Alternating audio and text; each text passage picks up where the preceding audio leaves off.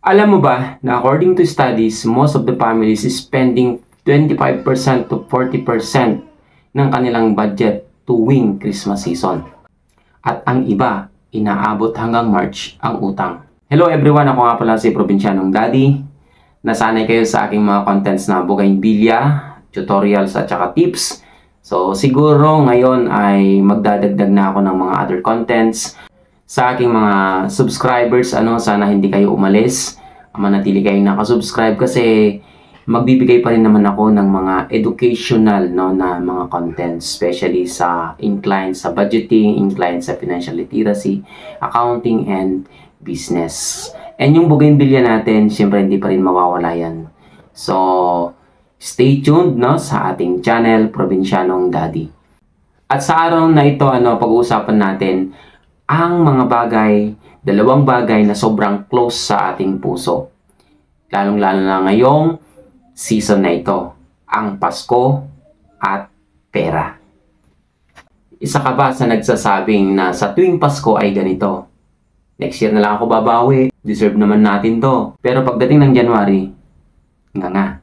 Alam nyo ba, sa ating mga Pilipino, na ang holiday spending ay isa sa top 3 kung bakit nalululong tayo sa utang.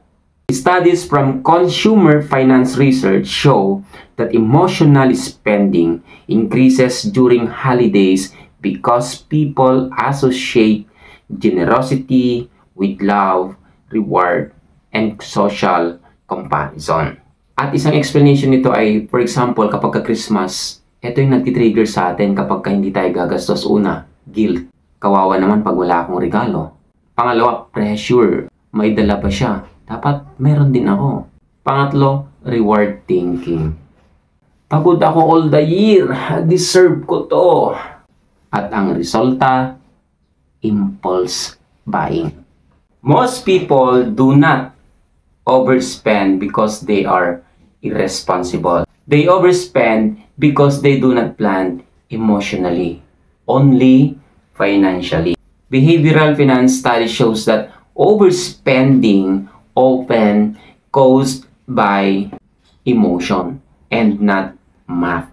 Aminin ko din sa inyo na most of the times din ako na talagang akala ko okay ang lahat sa budgeting, pero pagdating ng Christmas seasons, marami pa rin mga palpak na mga ginagawang desisyon. Kung minsan kasi akala natin dahil kompleto tayo sa handa, kompleto tayo sa regalo, kompleto tayo sa mga pagkain, akala natin ang pamilya masaya na. Pero ang mahirap kasi pagdating natin ng January, marirealize natin wala tayong ipon, ang daming utang, hindi pa bayad ang bills. Dahil dito, marirealize natin na hindi naman masama ang gumastos sa Pasko kung talagang meron. Ang masama ay yung gumastos na hindi handa. Kaya itong mga susunod na isi-share ko sa inyo, huwag niyong i-skip tong video kasi ibabahagi ko yung 5 essential Christmas season reminders sa budgeting. Okay? Una, set a joy limit, not just a budget. Instead of asking, magkano ang pera ko? Ito ang tanungin mo.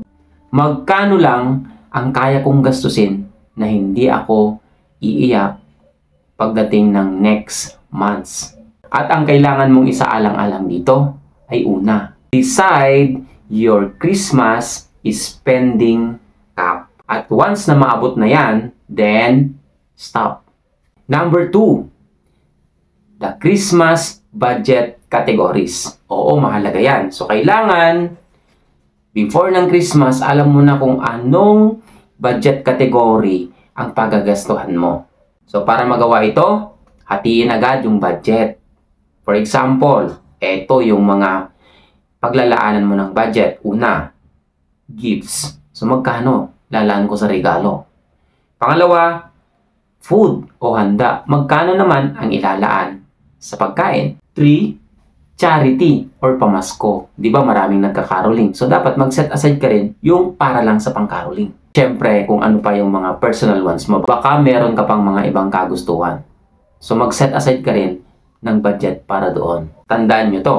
People who assign money to budget categories are less likely to overspend than those who do not. Number 3, eto. Ano yung hindi nakakahiya gift rule? Alalahanin mo, hindi kabawasan sa halaga ang presyo ng regalo na binili mo.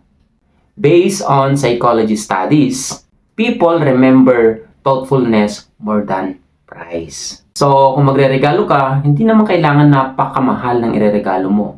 Importante na alala mo sila. Pwede kang mamili sa mga to ang pwede mong ireregalo. Una, personalized note, no? Pwede kang gumawa ng mga personalized note. Pangalawa, meaningful item.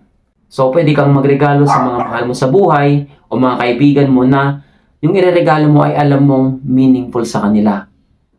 So, for example, yung kaibigan mo mahilig sa violet or favorite niya ang violet na color. So, pwede kang magregalo na anything na violet na hindi naman ganun kamahal. Then, number 3, practical gift. Pwede kang magregalo ng mga hindi naman ganun ka-pricey na practical gift.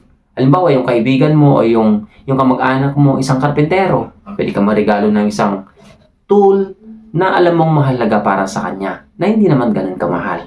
O, di ba? Then, tip number 4, avoid the sabay-sabay syndrome. Alam mo kasi kapag Christmas season, lalong-lalo na kung isa kang empleyado, sabay-sabay, di ba? Andyan ang bonus, andyan ang Christmas gifts, tapos yung pang phenomenal effect ng Christmas season. Kaya kung minsan, na-overwhelm tayo gusto natin parang gastos ng gastos or parang gusto mong bilhin lahat, di ba? At kung ikaw ay nadadala sa ganitong sitwasyon, nako, mahirap yan. Kaya iwasan natin yon at maging strict pa rin tayo sa ating budgeting. So, ibig sabihin, kapag may dumating ka mga pera at talagang gusto mong mag-budget para sa Christmas season, and then, kailangan mong gumawa ng strict na budgeting matrix, no? For example, yung mga natanggap mo, maglalaan ka ng para sa Christmas, maglalaan ka pa rin naman ng para sa survival mo for the next month, especially January. And then, another percentage ilalaan mo para sa emergency. So, hindi lahat yung, halimbawa, natanggap mo. Anyway, Christmas naman ngayon, natanggap naman natin to. So, gastusin na natin. So, hindi dapat ganun yung mentality natin. So, pwede ka maglaan ng 50% para sa Christmas, 30% para sa survival for the next season or next months, and then 20% ilalaan mo for emergency. Then, number 5, plan for January, not just December. So, hindi dapat one day millionaire, no? So, kailangan pa rin nating isaalang-alang yung mga susunod na buwan. Sabi nga nila, December is just a party. January is the consequence. Importante yan. Tanungin mo sa sarili mo, may pambayad pa ba ako ng kuryente? May panggasolina pa ba ako? May pang-allowance pa ba ako? May pamasahe pa ba ako? May pagkain pa ba kami sa susunod na buwan? Ang totoong financial responsible ay iniisip yung bukas habang masaya ngayon. Ito, bibigyan ko kayo ng example computation ng inyong budget para sa Christmas season. So, for example, sinunod mo yung mga sinabi ko at nag-set aside ka lang ng 5,000. Yung 5,000 na yon hanggang doon lang yung gagastusin mo for Christmas season purposes. So, paano natin hahatiin ngayon yung 5,000? So, for example, anyway, example lang to, yung 2,000 para sa panregalo. Yung 1,500 para sa handa. Yung 500, pwede na siguro yan for charity or sa mga nagkakaroling ng mga bata. So, para makatipid, siguro bili ka na lang ng mga pagkain, mga candies, mga ganon. Then yung 1,000, pwede nating ilaan sa other personal wants. Baka meron ka pang gustong bibilhin naman. So, yung 1,000, pwede doon. So, ibig sabihin yan, meron ka ng strict budget para sa Christmas season. Hindi ka magkakaroon ng overspending. So, 2,000, regalo, bili mo ng regalo lahat yung 2,000. Yung 1,500, pagkasyahin mo na rin para sa handa or pagkain ng buong pamilya. And then, yung 500 para sa mga batang nangangaroling. Di na masama yun. Then, yung 1,000 for others. So, pwede mo siyang hugutin, no? For your personal wants or purposes. Okay? So, studies show that families who spend within their means during the Christmas season report higher happiness and lower regret after the Christmas season. Kaya, tandaan mo ito. Hindi nasusukat ang kasayahan during Christmas season sa dami ng nagastos. Nasusukat ito sa gaan ng iyong loob pagkatapos ng holiday season. Yung bang natapos yung Christmas pero hindi ka worried, hindi ka nagigilty, no? At feeling mo ay financially secured ka pa rin dahil hindi mo winaldas or inubos lahat yung pera or budget mo for the next months. At kung na-feel nyo itong message or itong content natin na ito, ay maaari mong i-comment sa ating comment section. This Christmas, pipiliin ko ang peace over pressure. At syempre, paki-like nyo na rin itong video na ito. Yung mga hindi pa nakapag-subscribe, pwede na rin kayo mag-subscribe for more videos like this. At kung meron kang kakilala na piling mo kinakabahan sa kanyang magagastos ngayong Christmas season, ay paki-share mo na rin ito sa kanya. Okay? So, maraming salamat sa inyong panonood at sana antabayanan nyo pa yung mga susunod natin mga contents at mga videos. Thank you so much and happy holidays! Merry Christmas po sa inyong lahat!